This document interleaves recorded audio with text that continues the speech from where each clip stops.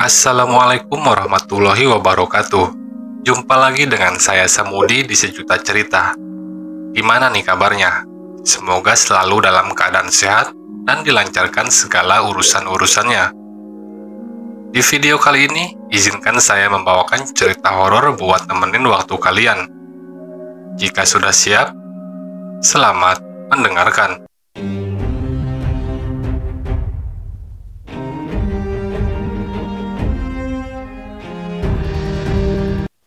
Seminggu sebelum Lebaran, Dani, umur 32 tahun, seorang pegawai swasta di Jakarta, mulai merencanakan mudik bersama keluarganya.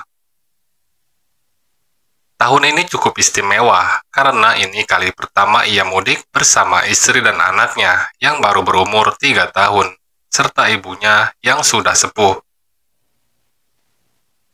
Sayang, kita pulang H-3 ya, biar nggak terlalu macet, ujar Dani sambil menandai kalender. Istrinya yaitu Rani, lalu mengangguk. Tapi jangan lewat jalur utara ya, katanya rawan kecelakaan. Lewat selatan aja lebih sepi. Setelah berdiskusi, mereka memutuskan untuk mudik menggunakan mobil pribadi dan mengambil jalur selatan. Dani pun menyervis mobil, membeli makanan ringan, dan menyiapkan playlist lagu nostalgia untuk menemani perjalanan ke kampung halamannya di Purworejo. Namun, malam sebelum keberangkatan, Dani bermimpi aneh. Dalam mimpinya, ia melihat mobilnya mogok di tengah hutan, dan seseorang mengetuk jendela dari luar, padahal mereka sedang sendirian. Pagi itu mereka berangkat pukul 4.30, berharap jalanan masih sepi. Dani menyetir, Rani duduk di sampingnya, ibunya dan si kecil duduk di kursi belakang. Jalanan cukup lancar sampai mereka memasuki jalur selatan di daerah Garut. "Pak, kok jalannya makin sepi ya?" tanya Rani sambil melihat keluar jendela. Kabut mulai turun, meskipun masih pukul 10 pagi. Dani mengangguk pelan. Memang ini jalur alternatif, gak banyak yang lewat. Mereka terus melaju, melewati hutan-hutan kecil dan beberapa desa yang sepi tak berpenghuni. Setiap mereka berhenti di warung, pemiliknya selalu memperingatkan. "Hati-hati ya Pak, jangan berhenti sembarangan kalau udah masuk daerah Alas Kembang. Katanya suka ada yang ganggu." Dani hanya mengangguk dan tersenyum, menganggap itu hanya mitos. Menjelang sore, mereka memasuki wilayah yang disebut-sebut warga tadi. Alas Kembang, jalannya menyempit, dikelilingi pepohonan tinggi, dan sinar matahari seperti lenyap tertelan kanopi pohon. Tiba-tiba si kecil menangis kencang. Ibunya mencoba menenangkan, tapi anak itu menunjuk keluar jendela. "Ada ibu-ibu, tapi mukanya hitam, serem," katanya terbata-bata. Rani melihat keluar, tidak ada siapa-siapa. Dani mempercepat laju mobil. Namun, setelah beberapa menit, ia merasa seperti berputar di jalan yang sama. Pohon-pohon terlihat identik. Bahkan, mereka kembali melihat papan penunjuk yang bertuliskan, "Selamat datang di Alas Kembang." "Kita muter-muter di tempat yang sama," desis Dani. GPS di ponsel pun mendadak tak bisa menangkap sinyal. Bahkan jam digital di dashboard mulai berkedip aneh, lalu mati. Mereka mulai panik. Dani mencoba tetap tenang sambil terus menyetir lurus, berharap menemukan perkampungan. Tapi keanehan semakin terasa. Rani mulai merasa merinding. "Mas, tadi di belakang cuma mama dan anak kita kan?" bisiknya pelan. "Iya, emangnya kenapa?" "Aku barusan lihat dari kaca spion, ada yang duduk di tengah, pakai kebaya merah." Dani menoleh cepat, tak ada siapa-siapa di kursi tengah. Ibunya pun berkata lirih, "Dari tadi saya merasa dingin sekali, seperti ada yang duduk nempel." Tiba-tiba, Dari balik kaca belakang, muncul bayangan wanita berambut panjang. Dia menunduk.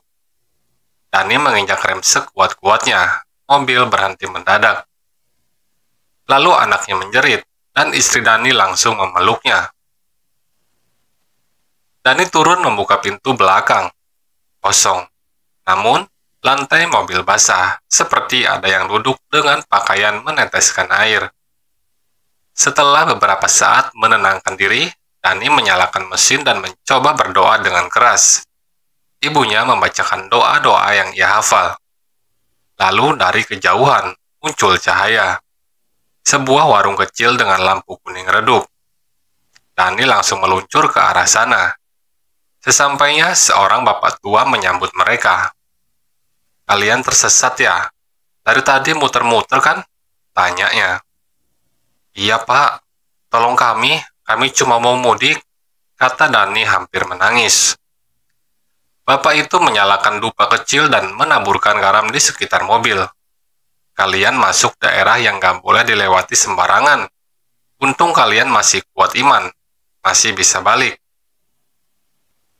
Setelah diberi petunjuk arah dan secari kertas bertuliskan doa, Dani sekeluarga pamit dan melanjutkan perjalanan. Tak berani lagi bicara sepanjang jalan. Sekitar jam 11 malam, mereka akhirnya tiba di rumah nenek di Purworejo. Semua terlihat biasa saja, hangat dan nyaman. Namun ada yang aneh. Paman Dani menatap mereka keheranan. "Kalian dari mana aja? Katanya mau sampai sore tadi." "Macet, terus nyasar di jalur selatan," jawab Dani singkat. Namun paman menggeleng, lalu menunjukkan sesuatu. Sebuah berita online dengan tanggal hari ini. Kecelakaan tunggal terjadi di alur selatan, tepat di Alas Kembang. Satu mobil ditemukan ringsek dengan 4 penumpang tewas di tempat. Keluarga korban diketahui bernama Dani, Rani, dan anak mereka. Dani gemetar. Ia melihat jam dinding, berdetak mundur, lalu semua lampu padam.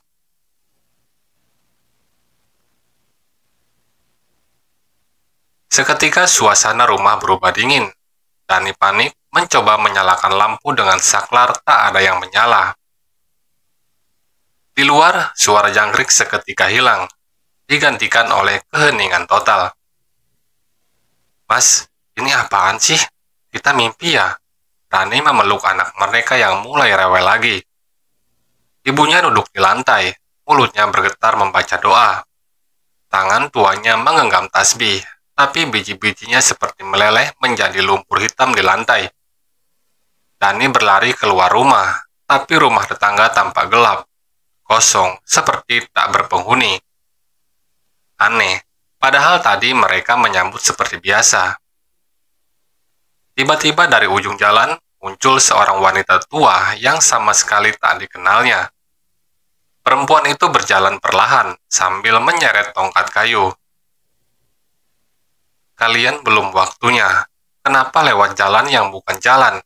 katanya tanpa menatap. Lalu Dani mendekat. "Bu, kami cuma ingin mudik." Perempuan itu tersenyum miring. Banyak yang ingin mudik, tapi gak semua bisa pulang.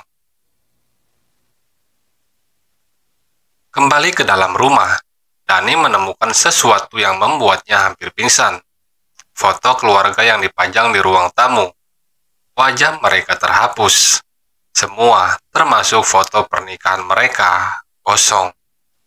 Hanya baju dan tubuh, tapi tanpa wajah. "Apa ini? Siapa yang ngelakuin?" bisik Rani, matanya mulai berkaca-kaca.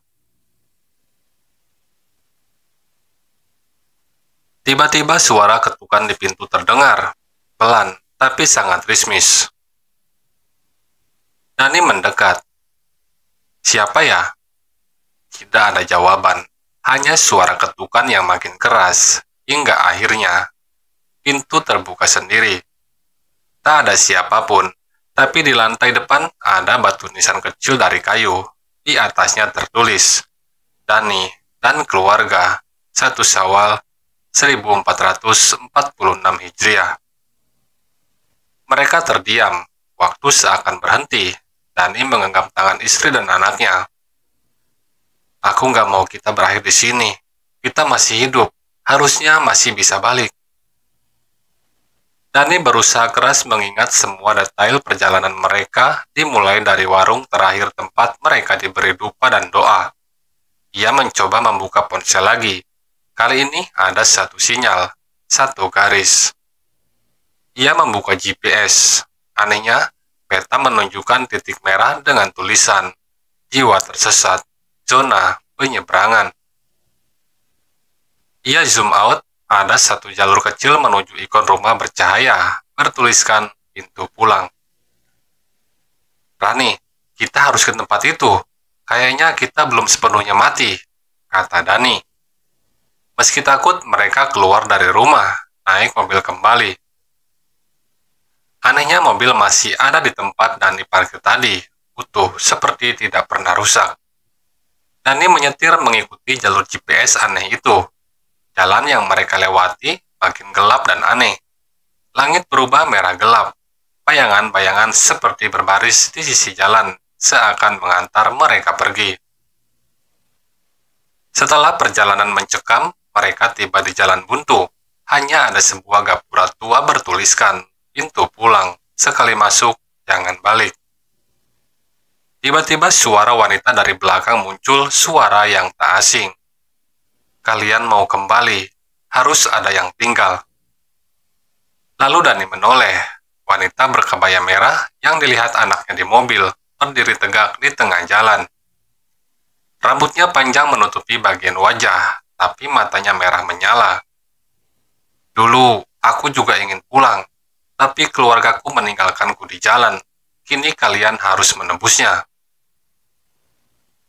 Wanita itu menunjuk ibunya. Dia sudah waktunya, tapi kalian belum. Ibunya berdiri pelan, lalu menatap Dani dengan tenang.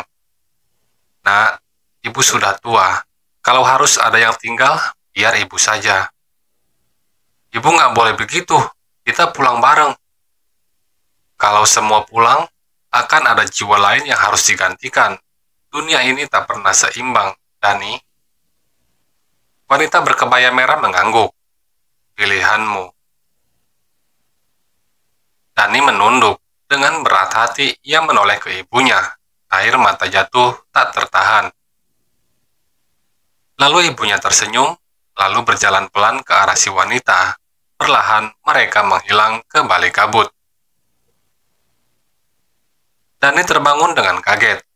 Ia berada di dalam mobil, di pinggir jalan. Istrinya dan anaknya terbangun bersamaan. Mas, kita kenapa ya? Mobilnya berhenti di pinggir jalan sebelum masuk hutan. Tidak ada luka, tidak ada yang aneh. Tapi, satu hal yang berbeda, ibunya tidak ada. Hanya ada sendal milik ibunya, terlipat rapi di jok belakang, dengan secari kertas. Jagalah keluargamu, pulanglah dengan selamat, ibu sudah tenang. Dani menangis di tempat, tapi dia tahu mereka diberi kesempatan kedua. Ia menyalakan mobil dan kali ini menyusuri jalan utama. Sesampainya di rumah nenek, lebaran kali itu terasa hening. Mereka tidak menceritakan kejadian itu pada siapapun. Namun malam harinya, saat Dani menatap langit teras rumah, ia mendengar suara halus di belakangnya. Masih ingat jalan pulang, kan, Nak? Dani menoleh cepat, tak ada siapapun. Hanya angin malam yang bertiup pelan, dan aroma dupa samar menenangkan.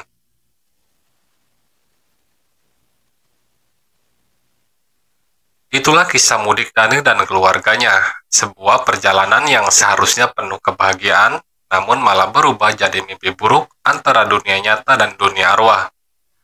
Kadang, niat pulang bukan sekedar rindu pada kampung halaman, tapi juga perjuangan untuk kembali dari tempat yang bahkan tak pernah kita sadari sedang menarik kita masuk.